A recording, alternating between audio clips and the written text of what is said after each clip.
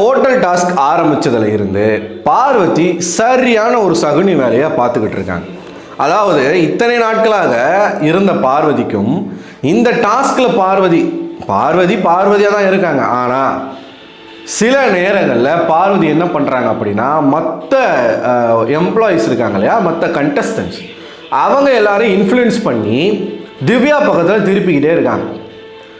Manager வந்து அப்படி இருக்காங்க, மேனேஜர் வந்து இப்படி இருக்காங்க, மேனேஜர் வந்து அப்படி பண்ணுறாங்க, மேனேஜர் வந்து இப்படி பண்ணுறாங்கன்னு சொல்லிட்டு ஒரு விதமான ஒரு வன்மத்தை எல்லாரோட மனசுக்குள்ளேயும் பார்வதி விதைச்சிக்கிட்டே இருக்காங்க. அதுக்கு ஏற்ற மாதிரியே திவ்யாவும் என்ன பண்ணிடுறாங்க அப்படின்னா, சில இடங்களில் அவங்களுடைய டெம்பரை லூஸ் பண்ணுறாங்க. என்ன விஷயத்தை அவங்க அந்த வீட்டுக்குள்ளே வரும்போது சொன்னாங்களோ, கத்திகிட்டே இருக்கீங்க அப்படின்னு எப்படி சொன்னாங்களோ அதே மாதிரியான விஷயங்களை அவங்க இந்த வீட்டுக்குள்ளே பண்ணுறாங்க. ஆனால் அதுக்கு அவங்கக்கிட்ட ஒரு நியாயமான காரணமும் இருக்குது. ஓகேவா? முதல்ல இன்றைக்கி நடந்த 2 ப்ரோமோ பற்றி நம்ம பார்த்துருவோம். அதுக்கப்புறமா நம்மளுடைய ஜென்ரல் ஒப்பீனியனை சொல்லலாம். காலையில் கெஸ்ட்டு எல்லாருமே வந்து மேனேஜரை கூப்பிடுறாங்க. ஆக்சுவலாக அவங்க சீக்கிரமாக எந்திரிச்சிட்டாங்க. இந்த வீட்டுக்கு வந்த கெஸ்ட் நம்ம ஆட்கள் பற்றி தான் தெரியும்ல, எவனும் வந்து உருப்படியாக எதுவும் பண்ண மாட்டானுங்க, நல்லா தூங்குவானுங்க. இந்த பிக் பாஸ் ஹோட்டல் டாஸ்கில் திவ்யாவுடைய ரோல் என்ன? மேனேஜர். இந்த ஹோட்டல் மீண்டும் உயிர் பெறுவதற்கு மேனேஜர் தான் முக்கியமான ரீசனாக இருக்க போகிறாங்க. ஜென்ரலாக ஒரு ஹோட்டலுக்கு போகிறோன்னு வச்சுக்கோங்களேன், ஒரு 5 ஸ்டார் ஹோட்டல் போகிறோன்னு வச்சுக்கோங்களேன், அங்கே மேனேஜர்னு ஒருத்தர் இருந்தானா அந்த மேனேஜரை மீறி எவனாலையும் எதுவும் செய்ய முடியாது. மேனேஜருக்கு மேலே ஒருத்தர் இருப்பார், அவரை விட்டுருங்க, அது வந்து எக்ஸப்ஷனல். மேனேஜருக்கு கீழே இருக்கக்கூடிய ஆட்கள், ஈவன் அசிஸ்டன்ட் மேனேஜரை மீறி ஒன்று பண்ண முடியாது. அப்படி ஏதாச்சும் மேனேஜரை மீறி ஒன்று பண்ணிட்டாலோ இல்லை சொல்கிற விஷயங்களை கேட்காம ஒன்று பண்ணாலோ எந்த மேனேஜராச்சும் எந்த எம்ப்ளாயி ஆச்சும் ஒழுங்காக பேசி நீங்கள் பார்த்துருக்கீங்களா? அதுவும் மேல் மேனேஜர்னால் வேறு மாதிரி ட்ரீட் பண்ணுவாங்க. அது வந்து சரியான்னு கேட்டிங்கன்னா அது தப்பு தான், அதை நான் சரின்னு சொல்லலை. ஆனால் எந்த மேனேஜராக இருந்தாலும் ஒரு விஷயம் வந்து மேனேஜர் சொல்லி கேட்கல அப்படின்னா ரஃப்பாக தான் நடந்துப்பாங்க. ஆனால் இந்த வீட்டுக்குள்ளே இருக்கிறவனுங்க ஒரு டாஸ்க்குள்ளே வந்தால் கூட அந்த ரோலை மறந்துடுறானுங்க. ஆக நம்ம ஒரு எம்ப்ளாயி இப்போ என்னன்னா, நீ யாராக இருந்தாலும் உரிமைக்காக குரல் கொடுக்கலாம். உரிமைன்றது வேற, நீ ஒரு விஷயத்தை செய்யாததுக்கு ஒருத்தவங்க வந்து ஷவுட் பண்ணுறாங்கன்னா அது உரிமை கிடையாது. அந்த இடத்துல துஷார் பொங்குறா அப்படி. ஆக்சுவலாக வந்து கெஸ்ட்டு வந்து மேனேஜரை கூப்பிட்டு நல்லா போட்டு வாட்டுன்னு வாட்டி விட்டாங்க. செய்ன்னு செஞ்சு விட்டாங்க. பிரியங்கா, தீபக், மஞ்சரி எல்லாமே பயங்கரமாக போட்டு அவங்கள செஞ்சு விட்டாங்க. உங்கள் எம்ப்ளாயீஸ்க்கு என்ன வேலை செய்கிறதுனே தெரில, யாருமே வந்து எந்த ஒரு விஷயத்தையும் பண்ணுறதில்ல, ரொம்ப கன்ஃபியூஸ்டு ஸ்டேட்டில் இருக்காங்க, நீங்கள் என்ன பண்ணிகிட்ருக்கீங்க, மேனேஜ் பண்ணுறீங்களா இல்லையா, என்ன ஹோட்டல் இது அப்படின்ற ரேஞ்சுக்கு எங்களுக்கு சர்வீஸ் வேணும், நீங்கள் என்னடா இப்படி வந்து இருக்கிறீங்க, எப்படி இது அப்படி இப்படின்னு சொல்லி பயங்கரமாக காலாங்காத்தாலே திவ்யாவை போட்டு செஞ்சு விட்டாங்க. திவ்யா வந்து லிவிங் ஏரியாவில் கூப்பிடுறாங்க, எல்லாரையும் வாங்க வாங்க வாங்கன்னு சொல்லி கூப்பிடுறாங்க. யாருமே கூப்பிட்ட உடனே வரலை. அப்போ அவங்க என்ன பண்ணுறாங்கன்னா, அந்த டாஸ்க் லெட்டர் இருக்கு இல்லையா, அந்த ஃபைல், அதை வச்சு டேபிளில் அடிக்கிறாங்க. வாங்க வாங்க வாங்கன்னு சொல்லி அடிக்கிறாங்க. அடிச்சுட்டு ஒரு மேனேஜர் அந்த இடத்துல என்ன சொல்லுவான், கெஸ்ட்டு வந்து இந்த மாதிரி வந்து சொல்கிறாங்க, அவங்களுக்கு சர்வீஸ் வேணும், நீங்கள் வந்து 5 நிமிஷத்தில் ரெடி ஆகிட்டு வந்துடுங்க, இல்லைனா எல்லாரும் வேலையை விட்டு போங்க அப்படின்றத ஒரு மேனேஜராக சொல்கிறாங்க. உடனே துஷாருக்கு வந்து ஒரு வீரம் வந்துடுச்சு. வந்தவங்கெல்லாம் சொல்லிகிட்டே இருக்காங்களா, துஷார் வந்து பேச மாட்டீங்க, இது பண்ண மாட்டேங்க. நேற்று வேறு அவர் வந்து டான்ஸ் ஆடி அதெல்லாம் வேறு பெருமையாக பாராட்டி விட்டாங்களா. துஷாருக்கு ஒன்று வீரம் வந்துடுச்சு அந்த இடத்துல. ஏற்கனவே பார்வதி வந்து நிறைய இன்புட் கொடுத்து வச்சுருக்காங்க. வீரம் வந்துட்டு இவர் போய் கத்துறாரு. என்ன நீங்கள் வந்து எதுக்காக இப்படி கத்துறீங்க? ஒரு பக்கம் கமருது, டேய் நீ திருந்த மாட்டியாடா, அவங்களுக்காக போய் ஏன்டா சும்மா நிற்கிற? பார்வதிக்கும் திவ்யாவுக்கும் எதனா பிரச்சனைனா கமருதின் உள்ள வந்துடுறாரு. அசிஸ்டன்ட் மேனேஜர் பேசக்கூடாதா? அப்போ திவ்யா பேசுனதும் தப்பு, அது வந்து நான் அக்செப்ட் பண்ண மாட்டேன். நீங்கள் வந்து அப்போ உன்னோட பர்சனலை வந்து பேசுனது வந்து தப்பு, ஓகேவா? அதை வச்சு பேசக்கூடாதீங்க. ஆனால் இங்கே என்ன நடக்குது அப்படின்னா, திவ்யா வந்து ஒரு மேனேஜர் எப்படி நடந்துக்கணும், அவங்க கேரக்டர் எப்படி இருக்கணுன்றதை டிசைன் பண்ண வேண்டியது அவங்க, ஓகேவா? ஸோ இப்போ தர்பீஸ் இருக்கான்.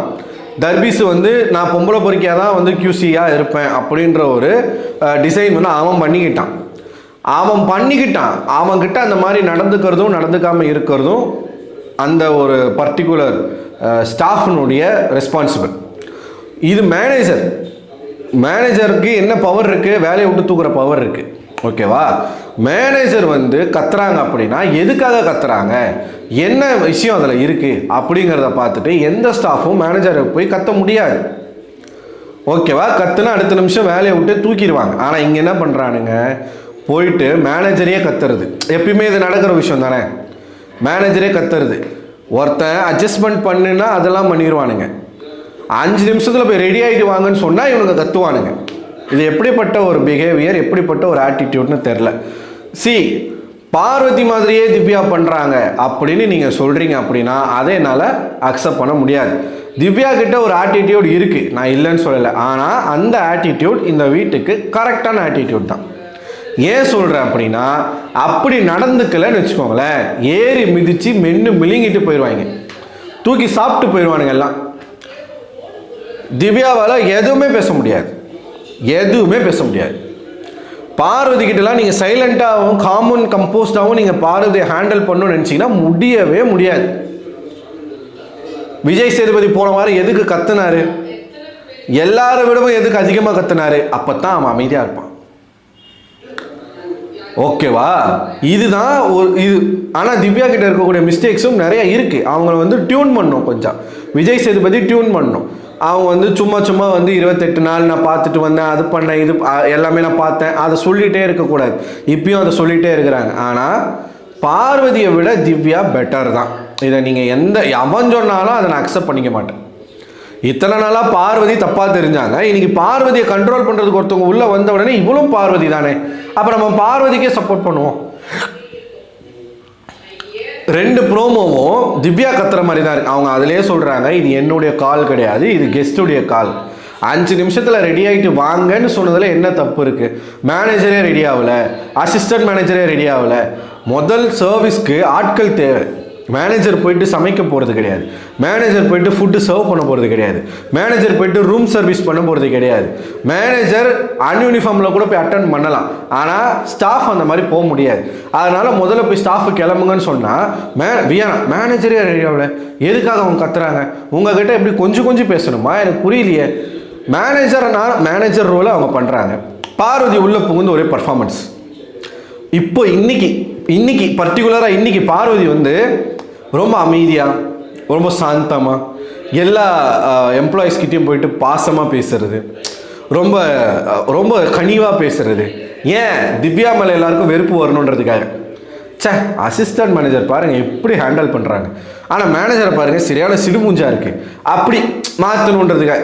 என்ன நடிப்பு! கனி கண்டுபிடிச்சாங்க. அதை போயிட்டு மேனேஜர்கிட்ட சொல்கிறாங்க, மேனேஜர் நீங்கள் காலையில் கத்துனதுனால அதை பயன்படுத்திக்கிட்டு அசிஸ்டன்ட் மேனேஜர் இன்றைக்கி ரொம்ப நல்லவங்க மாதிரியும் எல்லார்கிட்டையும் போய் கனிவாகவும் பேசி அவங்க ஒரு ஸ்கோர் பண்ணிகிட்டு இருக்காங்க, இதுக்கு காரணம் நீங்கள் தான் அப்படின்றத சொல்லிட்டு போயிட்டாங்க. ஸோ திவ்யாவும் கொஞ்சம் அவங்களுடைய கோவத்தை கண்ட்ரோல் பண்ணணும், வார்த்தைகளை கண்ட்ரோல் பண்ணணும். அப்படி கண்ட்ரோல் பண்ணி அவங்க கேமை மட்டும் ஃபோக்கஸ் பண்ணி விளையாண்டாங்க. கேமை தான் அவங்க விளையாடுறாங்க, அதில் மாற்றுக்கிறது கிடையாது. பட் சின்ன ஆல்டர் வந்து அவங்க கிட்ட பண்ணணும். சின்ன விஷயங்கள், வார்த்தைகளில் சின்ன விஷயங்கள் வந்து அவங்க வந்து கவனமாக இனிமேல் பேசலாம். அப்படி பேசினாங்கன்னா சூப்பராக இருக்கும் அவங்க கேம்.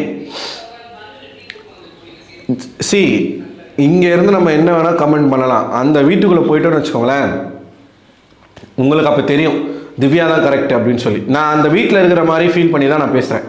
அந்த வீட்டில் ஒருத்தவங்க என்கிட்ட கத்திக்கிட்டே இருக்காங்க, இல்லை ஒருத்தவங்க என்னை முறைச்சி பார்த்துட்டே இருக்காங்க, இல்லை ஒருத்தவங்க என்னை அக்யூஸ் பண்ணிகிட்டே இருக்காங்க. அவங்கக்கிட்ட நீங்கள் போயிட்டு இப்படிலாம் பண்ணாதீங்க, ரொம்ப கஷ்டமாக இருக்குங்க, ப்ளீஸுங்க, இந்த மாதிரிலாம் வந்து அப்படி பேசிகிட்டு இருக்க முடியாது. விக்கல்ஸ் மாதிரி யாராலும் இருக்க முடியாது.